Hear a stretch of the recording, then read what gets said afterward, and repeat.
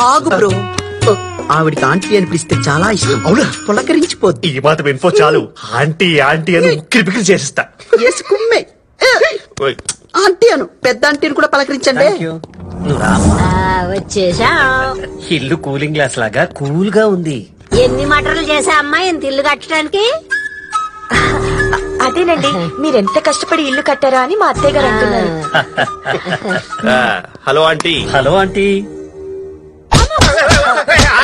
Already కింద compromise అయిపోయింది నీ పిచ్చి. సో మీరు రిపోర్టర్ భూపాల్ని చంపినట్టు ఒప్పుకున్నారంట ఆంటీ?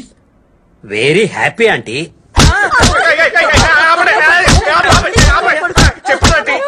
కళ్ళేమన్నా దొబ్బారా మీ ఇద్దరికి? మరి వంగబట్టి మరి కొడతా.